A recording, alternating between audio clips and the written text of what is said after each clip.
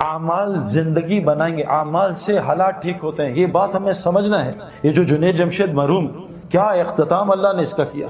یہ جنید جمشید کوئی تبلیغی بزرگ تھا کوئی بہت بڑا، یا کوئی بہت بڑا، یعنی میں آپ کو کیا بتاؤں میرے پیارو، لوگ مجھ سے آ کے کتنی شکایت کرتے ہیں جنید کی، لیکن جو جنید کی ٹی وی میں حرکتیں آتی تھی وہ بہت چھوٹے گناہ ہیں، بہت چھوٹے، لیکن جنید گناہ کبیرہ سے، جنید کے منہ سے میں نے کبھی غیبت ہی نہیں سنی میرے پیارو۔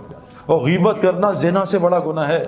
جو آدمی غیبت کرتا ہے، جھوٹ بولتا ہے، اللہ اس کا رزق روک دیتا ہے تقدیر کا۔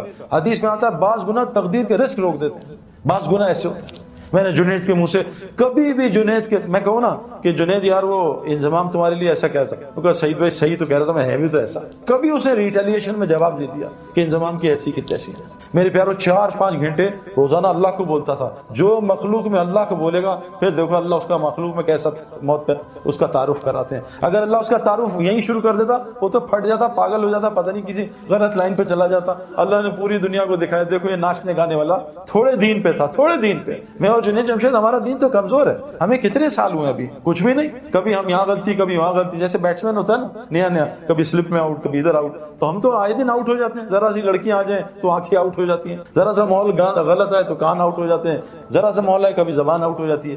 ہم تو ڈیلی ہماری گلی اڑتی ہے، لیکن اس ٹوٹے پھوٹے دین پہ اللہ نے پوری دنیا میں جنید کے نام کو زندہ کیا، اور اس کی حیاتی میں لوگ کم ہدایت پہ آ رہے تھے، اللہ نے اس کی موت سے لوگوں کو زیادہ ہدایت دے دی۔ میرے پیارو اعمال سے دنیا بھی بنے گی، اور جنید جمشید کی دنیا ختم نہیں ہوئی۔ میں جنید کو جانتا ہوں 90s سے، جنید کیا صرف پاکستانیوں میں جو اردو جانتے ہیں، جنید کو ویسٹ میں مشہور تھوڑی آدمی تھا۔ ہمارا تو انٹرنیشنل سپورٹس ہے، انگلینڈ، آسٹریلیا، ہر جگہ انضمام الحق کا نام بہت زیادہ ہے، کیونکہ انٹرنیشنل سپورٹس ہے نا۔ یہ تو نعت اور یہ گانے تو پاکستانی اور جو اردو جانتے ہیں، لیکن میرے پیارے دوستوں اللہ نے اس کی آخرت بھی بنائی، اور دنیا اللہ نے اس کو وہ عطا کی جو جنید کی سنگنگ میں اس نے خواب بھی نہیں دیکھا تھا۔ 100 سے زیادہ دکانیں تو اس کی پاکستان میں۔ حج پہ جاؤ تو جے جے جے جے جے جے، جہاں جاؤ جنید جمشید۔ جنید جمشید کو شوق تھا، وہ دعا مانگتا تھا اللہ میرا پوری دنیا میں نام مشہور کر دے، اور میرا موت پہ بھی نام مشہور کر دے۔ دیکھو جب انسان اللہ کا کام کرتا ہے نا، پھر اللہ اس کا کام کرتے ہیں۔ جنید جمشید ایسے بیٹھا شب جمعہ میں چترال میں بیان کر رہا تھا، بیان کر کے ایک دم رک گیا، پتہ نہیں کیوں رکا، کہتا میں دعائیں کراؤں گا اپنے لیے، یہ سارا مجمع میرے لیے دعا کرے۔ تو جنید جمشید نے ایک دعا کی کہ اے دعا کرو، اے اللہ مجھے اپنے رستے کے شہادت کی موت دے۔ پورے مجمع نے زور سے کہا آمین، دیکھو اللہ تعالیٰ نے اس کو شہادت کی موت دے۔ میرے پیارو اللہ ہمارے کام کرے گا اگر ہم، دیکھو کیا کہا، عجیب بات کہ اے ابن عباس تو اللہ کے دین کی حفاظت کر، جب 24 گھنٹے اللہ کو اپنے ساتھ پائے گا۔ اے ابن عباس تو اللہ کے دین کی حفاظت کر، اللہ تیری حفاظت کرے گا۔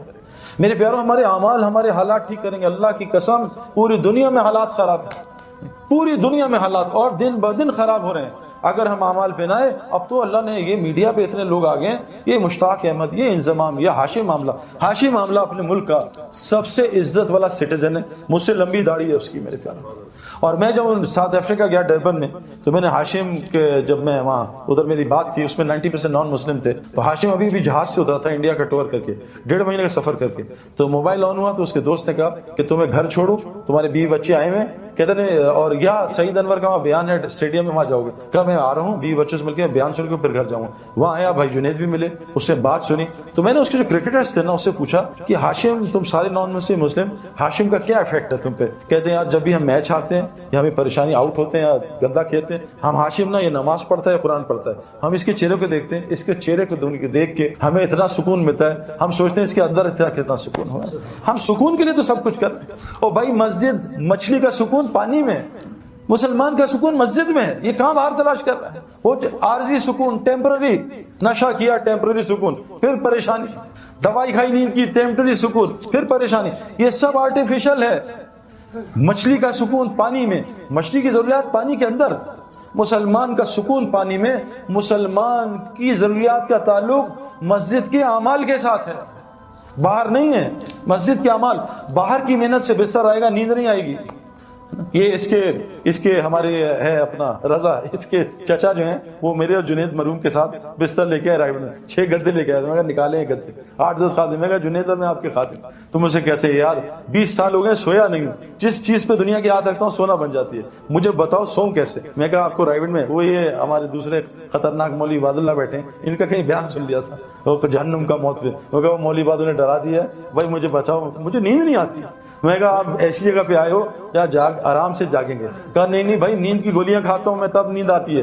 میں نے کہا یہاں جاگنے کے لیے گولیاں کھانی پڑتی ہیں اتنی نیند آتی ہے۔ تو جنید اور میں خیر رات کو سوئے، صبح ادھر پیچھے بٹھایا تو ایسے ہم دونوں سو رہے تھے، بیان سے ہمارے حاجی عبدالوہاب صاحب ہیں، ان کا بیان شروع ہوا، انہوں نے 10 منٹ بیان کیا، ہمیں ایک آواز آئی نیچے دھڑم کر کے، تو وہ حاجی صاحب یوں نیچے گرے ہوئے تھے۔ ہم نے کہا کیا ہوا؟ کہا پتہ نہیں مجھے چکر آ گیا۔ میں کہا چکر نہیں آئے، یہ ان کے بیان میں ایسا ہی ہوتا ہے۔ ہم نے ان کو ٹیک لگا دی، میں قسم کھا رہا ہوں 60 گھنٹے 3 دن میں سو کے چلے گئے، اللہ نے ان کی فیملی کو پلٹ دیا۔ سکون پانی میں ہے، سکون اعمال مسجد کے ساتھ۔ آسان ایکویشن ہے، اعمال میں 5 لفظ، الف عین میم الف لام۔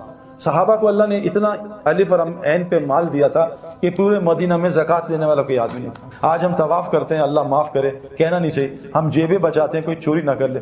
کتنی چوریاں طواف میں ہوتی ہیں میرے پیاروں، باہر کیا ہو رہا ہوگا نا۔ یہ تو مقدس ترین جگہ ہے۔ میں نے مقدس ترین جگہ پہ 3 لڑکوں کو پاکستانیوں کو فلم دیکھتے ہوئے دیکھا۔ فلم، میں نے کہا شرم کرو، اللہ کے گھر میں فلم دیکھ رہا ہوں۔ میرے پیارے دوستو، یہ مال مجھے بھی چاہیے، اللہ نے الحمدللہ مجھے ہر لائن کا ہر چیز دی ہے میرے پیاروں۔ میں نے آج تک تبلیغ کے کام میں کسی کو غریب ہوتے نہیں دیکھا انلیس کہ اس سے خود نہ چاہو۔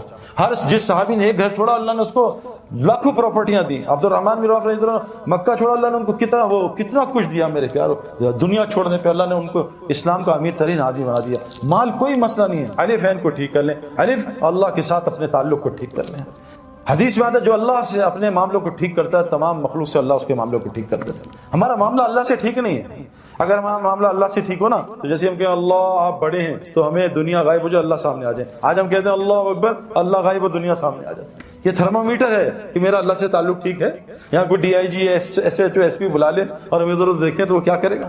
آج ہمارا اللہ سے تعلق ٹھیک نہیں ہے، اس لیے تو نماز سے کام ہی نہیں بن رہے۔ اللہ تو ایمان والوں کے دوست ہوتے ہیں، آج ہماری اللہ سے کیا دوستی ہے؟ کچھ بھی اللہ سے نہیں کرا سکتے، مخلوق سے مانگتے ہیں جا کے۔ تو فرمایا ابن عباس جب بھی سوال کرنا صرف اللہ سے کرنا۔